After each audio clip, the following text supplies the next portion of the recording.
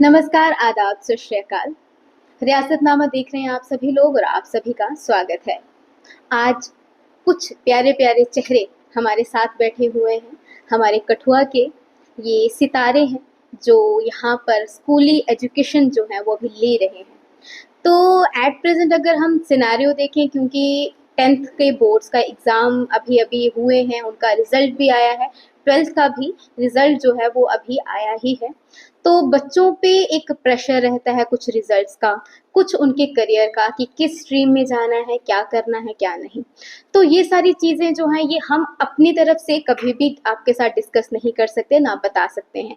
जब तक कि जो बच्चा खुद फेस कर रहा है वो बोलेगा कि उसको कैसा फ़ील होता है। तो इसीलिए हमने कुछ बच्चों को बुलाकर इनकी जो सोच है, इनकी जो भी इनको प्रेशर होते हैं, जो भी प्रॉब्लम्स होती हैं, क्या-क्या कॉम्पिटिशन इनको करना पड़ता है, तो यही सब हम इनसे आज डिस्कस करेंगे। तो सबसे पहले मैं आपके साथ इन सब का इंट्रोडक्शन करा देती हूँ। तो सबसे पहले हमारे पास जो हमारे फर्स्ट स्टूडेंट हैं, आप अपना इंट्रोडक्शन दे दीजिए। Hi everyone, this is Manita Sharma, student of class 12 of Little Angels Higher Secondary School, Kathua. Okay, आप? So here is me, Amna Jisrodia from Little Angel School from stream Commerce 12th. आपका? Namaskar, I am Devyanshi Bakshi, a student from Jammu Sanskriti School, Kathua. I am currently in class 12th in grade humanities. Okay, आपका? My name is Mayur. I am from Jammu City School. Presently, I am in class 12, pursuing my non-medical stream. Hello everyone, my name is Divyanshi and I am from Tiny Scholar Schools. I am currently in 11th class and my stream is non-medical. I am Ridhima Walia and I have completed my class 12th in medical stream from Tiny Scholar School. सो ये जितने भी students हैं जिन्होंने जैसे इन्होंने अपना आपको अपने बारे में बताया, ये सभी 10th का जो है वो क्लियर करके आए हैं। तो एक इन्होंने सबसे पहला जो कदम आपने अभी जो अपना फर्स्ट स्टेप लिया है लाइफ की ओर, जो आपकी सक्सेस की ओर, आपकी लाइफ में आपने क्या बनना है, वो है आपने जब अपना स्ट्रीम चूज़ किया था, है ना? आपने एक स्ट्रीम चूज़ किया था कि मुझे मेडिकल में जाना है, किसी को नॉन मेडिकल में जाना है, किसी को कॉमर्स में जाना है।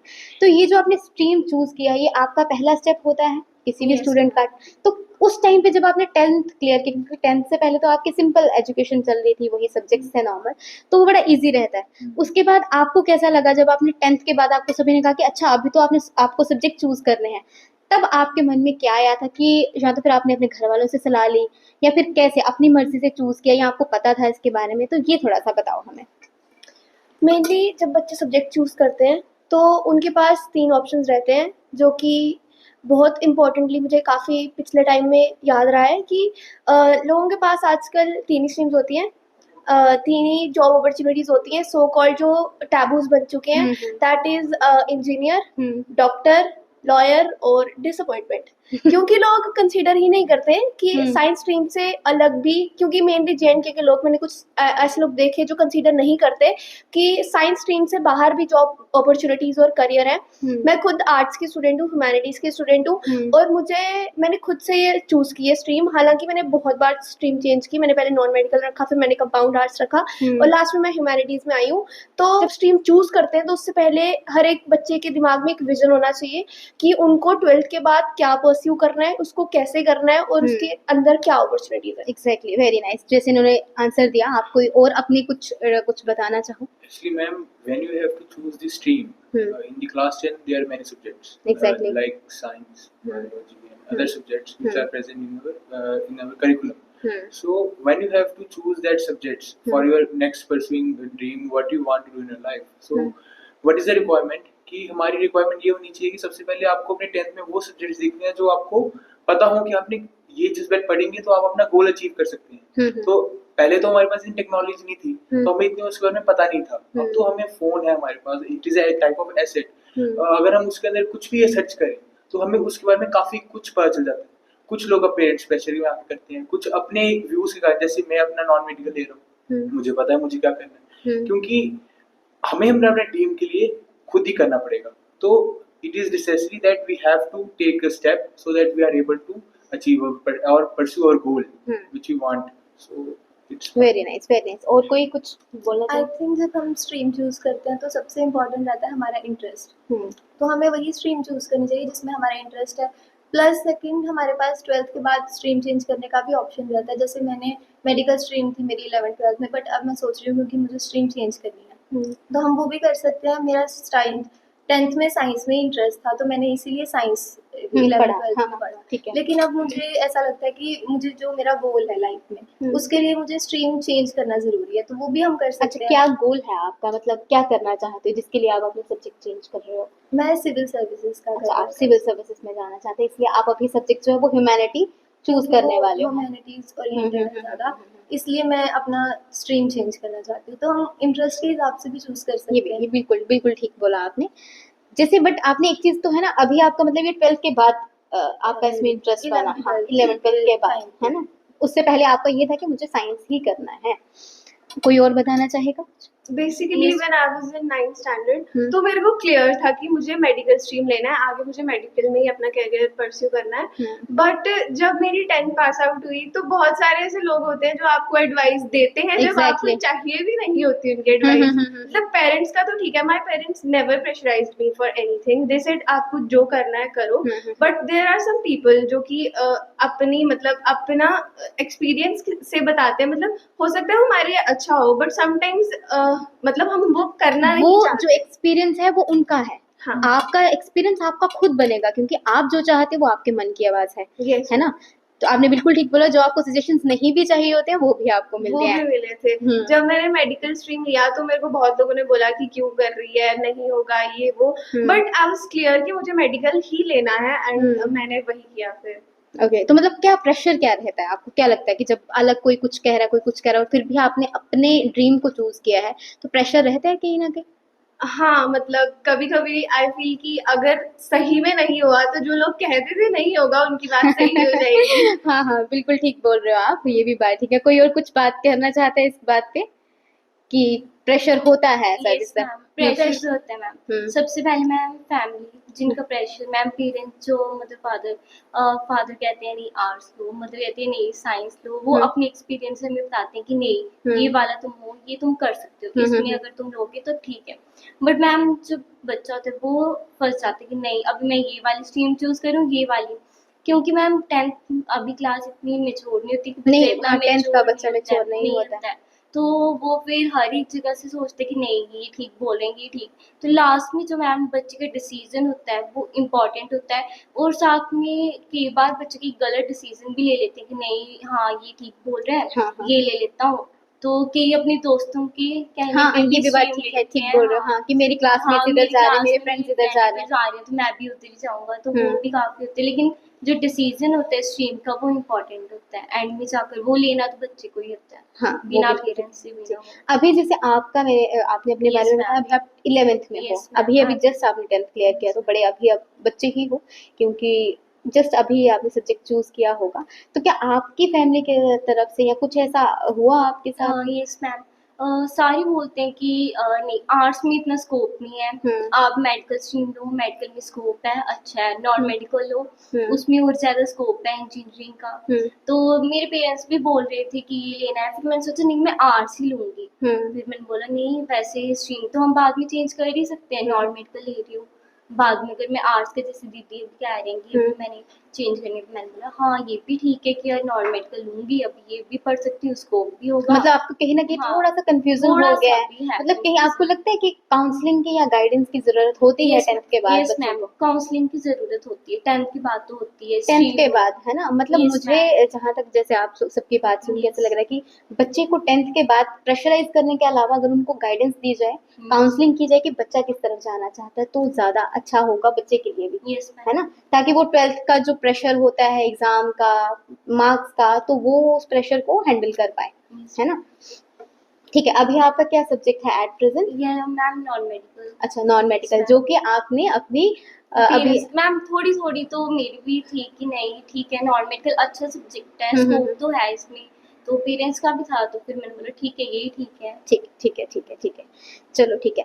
अभी अगर मैं आपसे एक सवाल मेरा जैसे और भी है, आपका एक स्ट्रीम का तो चलो हो गया कि स्ट्रीम चूज करना कितना मुश्किल होता है। अच्छा, एक चीज बताओ, जैसे कि आप जब मतलब 10th के एग्जाम्स होते हैं, जैसे 10th आपने क्लियर किया है, 12th भी कुछ बच्चे जो हैं वो क्लियर हैं, तो जैसे वो एग्जाम टाइम होता है, जब आपके एग्जाम की तैयारी चल रही है, कितना प्रेशर रहता है, आपको क्या लगता है? Ma'am, pressure is something which always build up if you are not consistent enough to study. Exactly. पहले मस्तियाँ मारनी, पढ़ाई नहीं करनी, पीयर प्रेशर के साथ, पीयर ग्रुप्स के साथ टाइम स्पेंड करना, विच इज़ नाइस बिकॉज एक होलिस्टिक डेवलपमेंट के लिए एक बच्चे को हर चीज़ ज़रूरी है। बट मुझे ऐसा लगता है कि एक टाइम मैनेजमेंट चीज़ होती है जो आजकल के बच्चे नहीं कर पाते। फॉर एक चीज़ के लिए जो मैं स्कूल के लिए काफ़ी ज़्यादा थैंकफुल हूँ कि हमारे स्कूल ने मुझे इतने इवेंट्स में भेजा, इतनी एक्टिविटीज़ में डाला कि इस पॉइंट पे आके मेरी टाइम मैनेजमेंट टचवुड बहुत अच्छी हो चुकी है, जिस वजह से मुझे पता है कि मैंने कितना टाइम पढ़ाई को डिवोट करना है। अभी मेरे रिसेंटली पहले एग्जाम चल रहे, PA1 चल रहा है। आज सुबह मेरा इकोनॉमिक्स का पेपर था and the only thing I realize कि मैं 12th के शुरू से कंसिस्टेंट थी, जो मैं 11th में नहीं थी, जिसकी वजह से मेरा फाइनल एग्जाम्स के टाइम बहुत प्रेशर हुआ। और वो प्रेशर तब आता है जब आप खुद को मिरर में देखते हो और आपको रियलाइज होता है कि आप इस इंसान से डिसअपॉइंटेड हो, सिर्फ इसी इंसान की गलतियों से। तो that is not parental pressure, that is not peer pressure, that is the person you are seeing in the mirror. और जब एक इंसान को पता है कि उसने कहाँ से पढ़ाई की है, क्या उसके सोर्सेज हैं, इंटरनेट से पढ़ रहा है, वो डिजिटल एजुकेशन ले रहा है, वो ऑफलाइन एजुकेशन ले रहा है, वो सेल्फ स्टडी कर रहा है, उसके पास सिर्फ फ्रेशर्स है, उसके पेरेंट्स ने हर चीज़ प्रोवाइड की है, और फिर भी जब उस इंसान के नंबर्स नहीं आते तभी वो डिसअपॉइंट होते हैं। और अभी हमारी सर से एक डिस्कशन हो रही थी जिसमें उन्होंने बोला कि एक बच्चे के 91% आए और वो स्टिल डिसअपॉइंटेड है। उसके पेरेंट्स ने बोला कि नंबर ठीक है पर बच्चा डिसअपॉइंटेड है। तो जब मेरी 10th क्लियर हुई थी, मेरे 96% थे और मैं उस टाइम इतनी डिसअपॉइंटेड थी क्योंकि मुझे पता है कि मैंने कितनी पढ़ाई की है और यहाँ से 4% कहाँ से कम हो गए। मतलब वो 4% भी नहीं जाने एंड आई लिटरली क्राइड जब मैंने रिजल्ट चेक किया। मैंने वीडियो बनाई थी साथ में, आई लिटरली क्राइड। में पूरा उसकी वीडियो बनी है और उसमें आया कि डिसअपॉइंटमेंट। अच्छा, मतलब आपको डिसअपॉइंटमेंट जो थी वो अपने आप से थी या कुछ ये था कि बस अपने आप से थी? कोई और कुछ बोलना चाहते हैं कि आप? Actually, the pressure is not the thing. The pressure is a type of a remedy, in my point of view, because when you're taking the pressure as a medium so that you are able to achieve your goal. Just like हमें जैसे physical education में पढ़ाया जाता है, when you are in pressure, you are able to enhance your performance. So what type of pressure you are taking, it all depends on you. और pressure में आपके ले रहे हैं, स्ट्रेस की तरह लेंगे तो आपको हमेशा ही हार्म करेगा। Exactly. But if you are taking the pressure as a goal achievement, or if you are taking the pressure for either you are able to you can do much better, you can do much better.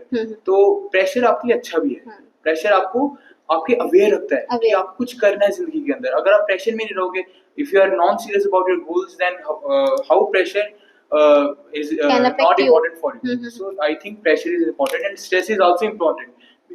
Don't take it as another in negative way में मत लीजिए, है ना? If you take it as a positive, it will benefit you. In my point. Sure. बहुत अच्छा बोला आपने कि प्रेशर जो होता है, अगर हम उसको पॉजिटिवली लिया जाए उसको, तो कहीं ना कहीं वो हमें गोल अचीव करने में हेल्प करता है। कोई और कुछ इस बात पे बोलना चाहता हो तो बोल सकता है। मैम, टू बी ऑनेस्ट, जब मेरे मतलब एग्जाम्स चल रहे होते हैं तो आई डोंट टेक प्रेशर और स्ट्रेस, बिकॉज मुझे पता है अगर मैं स्ट्रेस या प्रेशर लूँगी मुझसे नहीं पढ़ा जाएगा। आधा दिन तो मेरा यही सोचने में लग जाएगा कि ओ माय गॉड, मैंने ये नहीं किया, वो नहीं किया। सो जैसे इन्होंने कहा कि हमें प्रेशर को एक पॉजिटिव वे में लेना चाहिए, तो उसी तरीके से मैं हमेशा एक चीज़ अपने दिमाग में रखती हूँ, that this is not life, this is just a part of life. Exactly. ये सोच होना बच्चों को बहुत जरूरी है। कुछ बच्चे इसको बहुत वो कर लेते हैं, ठीक बोल रहे हैं। And this too shall pass. Exactly. So, इस तरीके से मैं अपने आप को मतलब प्रिपेयर्ड रखती हूँ एग्जाम्स में। कहते हैं पेरेंट्स का होता है ये कि अगर ये स्पोर्ट्स में चला जाएगा तो। मेरे पेरेंट्स ज़्यादातर इंटरेस्टेड तो नहीं है इस चीज़ को लेके कि बाकी एक्टिविटीज़ भी करो, बट मुझे कहीं ना कहीं इंटरेस्ट है इस सब में। मैं आगे भी पढ़ना चाहती हूँ इस सब में, बट पेरेंट्स को लगता है कि नहीं, पहले पढ़ाई को प्रायोरिटी दो, देन ये सब। सो मैं ज़्यादा एक्टिविटीज़ में पार्टिसिपेट तो नहीं कर पाती पेरेंट्स की वजह से, क्योंकि उनको ऐसा लगता नहीं है कि हाँ, सब करना चाहिए है, ये टाइम वेस्ट है उनके लिए। बट आई थिंक मेंटली हमारे लिए ये बेनिफिट भी है इस सब से, बट फिर भी मतलब आप कहीं ना कहीं थोड़ा बहुत प्रेशराइज हो जाते हो, उसकी वजह से अपने जो इंटरेस्ट है उनको आप छोड़ देते हो। जब एक बच्चे की डेवलपमेंट होती है ना, वो अगर सिर्फ एजुकेशन से हो तो उसको बुक फॉर्म कंसीडर किया जाता है। 12th तक अगर आप लोग पढ़ रहे हो, जब 12th के बाद आप बाहर जाओगे तो there is a thing called exposure and experience. जब तक आपको बाकी चीजें नहीं आती होंगी, एज अ ओरेटर खुद मैं मैं जैसे स्कूल की तरफ से बहुत बार बाहर जाती हूँ, और जब हम बाहर जाते हैं तब हमें पता चलता है कि इन तरह के बच्चे हैं, हमें बाहर जाके इन तरह के लोगों को फेस करना है। एक्चुअली एजुकेशन जो अगर बात करते हो तो वो तो आपका मोडिफिकेशन ऑफ बिहेवियर ही है ना, जब बाकी reading is something else. Psychology में कहते हैं कि जब तक एक इंसान अपने इन्वायरमेंट को अपने हिसाब से अडाप्ट, उसको मॉडिफाई इस तरह से नहीं कर पाएगा कि वो अपने गोल की तरफ फोकस करे, तब तक उसको इंटेलिजेंट नहीं कंसीडर करते साइकोलॉजी में। तो अगर किसी बच्चे को सही में डेवलप होना है तो एक को करिकुलर एक्टिविटीज बहुत इंपॉर्टेंट है। लेकिन कुछ पेरेंट्स की तरफ से जो बच्चों को ये कहते हैं कि आप सिर्फ अपनी स्कूली एजुकेशन जो एकेडमिक्स है उसी में रहो और करिकुलर एक्टिविटीज ना करो क्योंकि आपके मार्क्स कम हो जाएंगे। तो ये होता है, मतलब बच्चों पे ये कुछ लोग बच्चों पे प्रेशर है। जैसे आपने कहा कि हमें करिकुलम एक्टिविटीज, जैसे पेरेंट्स बोलते हैं कि हमारे खराब भी होती हैं अच्छी भी होती हैं, बट थिंग इज दैट आपकी this is a thing where the student have to face. If you have to take 1 hour in a day, अगर आपको 1 घंटा दिन में निकालना है, you have to make the timetable. Here's the thing which is come as timetable. If a person is able to make his timetable in such a way that he is able to clear his all doubts, he is able to study everything, and he is also able to do the things which is present in curriculum activities like playing, like badminton. I am also badminton player, also judo player. But thing is that parents help करते हैं। मतलब हम ये नहीं बोल सकते कि सारे पेरेंट्स का माइंडसेट है कि पढ़ाई करेंगे तभी मार्क्स आएंगे, because I have been to many places, I have also gone to some places for studies, and I feel that studies is necessary, but extra curriculum activities is also necessary, because if you are playing badminton, you have to stretching, which means you are also doing the movements. Movements means your mind hand coordination will also increase. So it will also help you in studies also. We can't take the extra curriculum activities in a negative way. And I guess this parental pressure of co-curricular activities actually develops due to the lack of exposure in parents also.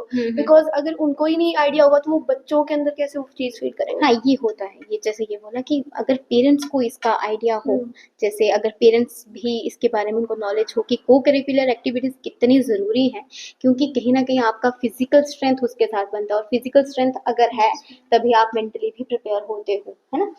तो इसके अलावा अगर मैं आपसे, जैसे को curricular activities की बात होगी, आपके इंटरेस्ट की बात हमने की है, स्कूल्स की भी बात हो गई, जैसे अभी आपने 12th क्लियर किया है, मतलब जो बच्चे 12th क्लियर हो गए हैं, आगे आपने मतलब क्या सोचा है कि लाइफ को कैसे लेना है, मतलब क्या करोगे। जैसे कुछ को करिकुलर एक्टिविटीज़ में ही कुछ ऐसे सब्जेक्ट्स होते हैं, उन्हीं को अपना एम बनाते हैं। आपने अपना एम जो वो 10th से पहले चूज़ करके रखा हुआ है या 12th के बाद अभी करना है? 10th से पहले। आपने 10th से पहले चूज़ रखा हुआ है, तो मतलब 12th के बाद आपको उसी पे जाना है। क्या लगता है आपको कि आप अपने जो एम्स हैं उनको क्लियर कर पाएंगे? है ना, मतलब आप श्योर हो, इसके लिए कॉन्फिडेंट हो? कोई ऐसा बच्चा हो जिसको confidence comes when you prepare for something. If you are not preparing for that, how can someone tell me that he is confident? If he is preparing for his exam, and I am damn sure he will not able to succeed, he will not able to clear the exam, but he will succeed in his life, because he is able to maintain the pressure which he is trying to prepare for the exam. So if he is able to manage the pressure, अगर वो studies को अपने साथ जैसे studies को ले चला है, उसको समझ आ गया कि यार ऐसे स्टडीज होंगी, ऐसे स्ट्रेटेजी बनाएंगे, चलो बाय चांस क्योंकि सीट्स कम होती हैं, ऑब्वियसली हम मानते हैं अनएम्प्लॉयमेंट बोलते हैं, पर एम्प्लॉयमेंट भी तो है, क्योंकि लोग तो जा रहे हैं, हर साल जाते हैं, यूपीएससी में ऑफिसर बन रहे हैं, एनडीए में आर्मी में ऑफिसर जा रहे हैं, हर जगह जा रहे हैं, बट वो थिंग इज दैट आपको क्या करना है, सीट्स कम है, इस साल में 2 साल ही पेशेंस भी रखना पड़ेगा, आपको पेशेंस भी होना चाहिए, अगले साल नहीं होगा, तीसरे साल होगा, उस साल नहीं होगा तो आप किसी और जॉब पे जाएंगे, उधर आप सक्सेसफुल हो पाएंगे। सो दैट्स द थिंग, अगर आप इसको कर पाए तो आप सक्सेसफुल हो सकते हैं जिंदगी में। बहुत अच्छा बोलते हैं आप। आपके बारे में अगर बोलूं तो आप बहुत अच्छी तरह से हर चीज़ों को एक्सप्लेन करते हैं। आपको मतलब एक 12th के बेस पे अगर देखा जाए काफ़ी ज़्यादा मैच्योरिटी है कि आपको किस तरफ जाना है। जैसे अभी आप बात कर रहे हो पेशेंस की, तो क्या लगता है कि पेशेंस कितना ज़रूरी होता है? क्योंकि पेशेंस होगा, आप जैसे बात कर रहे हो, क्योंकि बच्चे कुछ, मैंने आज के अगर आप न्यूज़ देखो तो कुछ बच्चे जाते हैं किसी एग्ज़ाम की तैयारी के लिए, कभी कहीं कोटा, कहीं आगे पीछे जाते हैं, और उसके बाद इतना प्रेशर हो जाता है तो वो कुछ मतलब गलत चीज़ें जो है, गलत स्टेप्स जो है वो उठा लेते हैं। तो क्या बच्चों को क्या आप मैसेज देना चाहते हैं? प्रेशर के 2 कंपोनेंट्स होते हैं, एक स्ट्रेस और एक डिस्ट्रेस।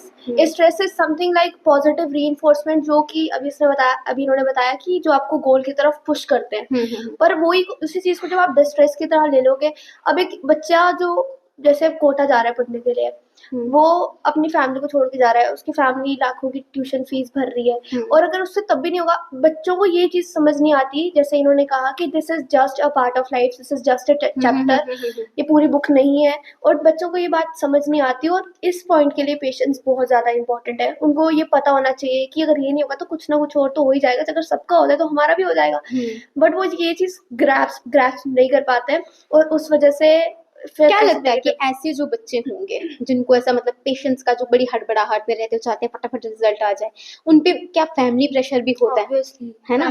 फैमिली प्रेशर की वजह से होता है, वो चाहते हैं कि हम फटाफट बन जाएं कुछ ना कुछ करके दिखा बच्चे दें। को चाहे थोड़ा वो पेशेंस में हो बच्चा, बट पेरेंट्स ये चाहते हैं कि Parents, जल्दी हो जाए, बस जल्दी जॉब लग जाए, जल्दी बच्चा अच्छे से क्लियर कर ले, मतलब and the problem arises when जब पेरेंट्स ये बात डायरेक्टली नहीं पर इनडायरेक्टली कहते हैं। उनको पता है कि उन्होंने बच्चों से एक्सपेक्टेशंस रखी हैं, बच्चों को भी पता है कि इतनी एक्सपेक्टेशंस है, और जब वो चीज फुलफिल नहीं कर पाते तो उस चीज में थोड़ी प्रॉब्लम हो जाती है। श्योर, ठीक बोल रहे हो आप। मुझे लगता है कि पेशेंस बच्चे के साथ साथ उनके पेरेंट्स में होना बहुत जरूरी है। मतलब पेशेंस जो है वो पेरेंट्स में ज्यादा हो तो बेटर रहेगा बच्चे के लिए, क्योंकि वो प्रेशराइज नहीं होगा, है ना? ठीक बोल रही हूँ मैं आप इसके इस according? जगह भी पेरेंट्स का सपोर्ट होना चाहिए। हाँ, Ma'am, actually the preparation is not for the kid who is doing the preparation. Hmm. Preparation is also for the parents who are also help this child to succeed his goal. अगर parents की preparation हो रही होती है, parents भी prepare हो रहे होते हैं कि हमें अपने बच्चे को सपोर्ट करना है, तो अगर वो एक बार बच्चे अगर लाइन पे आ जाए, क्या बोलते हैं, लाइन पे आ जाए बच्चे, क्योंकि हमें अगर बच्चे इंडिपेंडेंट हो जाए, पहली बात तो बच्चे इंडिपेंडेंट होने चाहिए, पेरेंट्स का ये मानना होता है, पर इंडिपेंडेंट होने के लिए सबसे पहले वो चाहिए कि बच्चा मेहनत तो करे। आप चाहते हैं कि बच्चे 2 मिनट में कर जाए, कुछ जिंदगी में कुछ ना अचीव कर जाए, पर अचीवमेंट के लिए मेहनत जरूरी है। यूपीएससी में लोग 11th अटेम्प्ट में पास हो रहे हैं, लोग 12th अटेम्प्ट में पास हो रहे हैं, लोग फर्स्ट अटेम्प्ट में भी हो रहे हैं, तो और कुछ हो भी नहीं रहे हैं, कुछ नहीं भी हो रहे हैं, जिन्होंने बहुत सारे अटेम्प्ट्स दिए हैं लेकिन still they are not qualified, है ना? बहुत सारा ऐसा भी होता है मैम, पर जनरली ऐसा भी होता है कि बच्चों को खुद का मन नहीं होता, बट फैमिली और ऐसे रिश्तेदारों का प्रेशर कि शर्मा जी के बेटे उसमें जा रहे हैं तो चलो हम भी यूपीएससी का वो करेंगे। तो ऐसा वाला जो सीन बनता है, उस वजह से मुझे लगता है कि बच्चे अगर वो कर भी लेते हैं उसके बाद अपनी जॉब में भी खुश नहीं रहेंगे। मेन चीज होती है बच्चों की सेटिस्फैक्शन, की उन्होंने अपनी लाइफ कैसे निकालनी है, और बच्चे ये पॉइंट समझ नहीं पाते और पेरेंट्स के प्रेशर के अंदर आके ऐसी चीजें सिलेक्ट कर लेते हैं जो उनको नहीं पसंद होती। जो कि मैं आजकल अपनी क्लास में ये देखूं, अगर तो मेरी क्लास में ऐसे बच्चे हैं जो नहीं पढ़ना चाहते मेडिकल, पर उनको जबरदस्ती डाला हुआ है, वो वाली क्लासेस छोड़ के कभी छुट्टी मार रहे हैं, कभी घर पे बैठे हैं, तो ऐसे ये चीज गलत लगती है मुझे थोड़ी सी सिस्टम में। ठीक बोल रहे हो आप, बिल्कुल ठीक बोल रहे हो। बच्चे बहुत इंटेलिजेंट है। मैं अगर इन बच्चों का माइंडसेट देखूं तो ये काफी अच्छा नॉलेज है आपको, जिस तरह से आप बात कर रहे हो।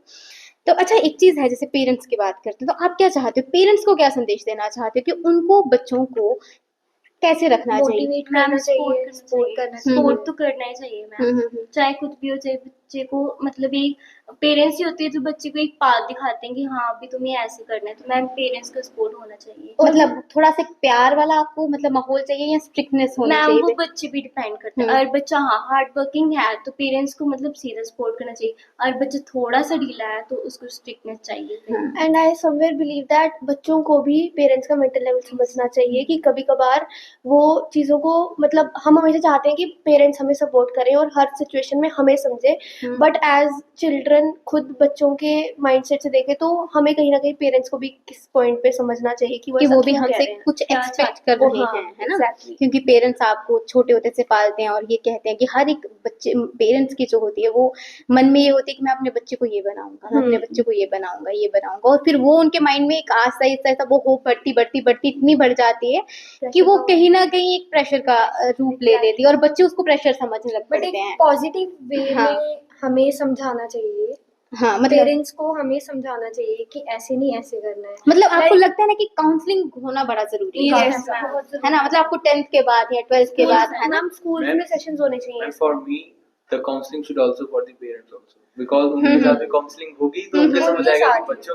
बच्चों को क्या चाहिए, करना क्या है, देना क्या है करना है, उनको। उनको क्योंकि समझ देखो आज का जो बच्चा है ना, आज का जो युवा, इस टाइम के जो बच्चे हैं, ये वैसे तो डिजिटल जमाने के बच्चे हैं, इनको हर चीज का पता है, ठीक है, पेरेंट्स को नहीं पता होगा लेकिन बच्चे को पता होगा। तो कहीं ना कहीं मुझे लगता है जो पुराने ख्यालात वाले पेरेंट्स हैं उनको भी काउंसलिंग की ज़रूरत है, क्योंकि उनको भी अभी के जो एट प्रेजेंट का सिनेरियो उसके साथ खुद को बदल कर बच्चों के साथ चलना चाहिए। तभी जो है बच्चे भी उनको समझेंगे और फिर जो इंटरेक्शन है दोनों तरफ से जो अंडरस्टैंडिंग है वो बन पाएगी, और फिर बच्चा प्रेशर, हाँ हेल्दी रिलेशनशिप बनेगा तो फिर बच्चा प्रेशर को भी हैंडल कर पाएगा और अपनी लाइफ में अच्छा कर पाएगा, अचीव कर पाएगा।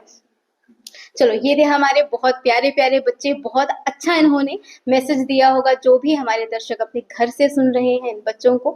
आई होप आप सबको बहुत अच्छा लगा होगा।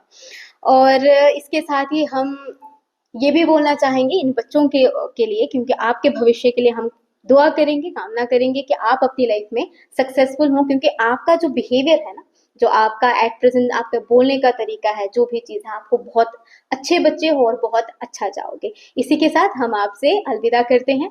फिर मुलाकात होगी किसी और विषय पे। धन्यवाद।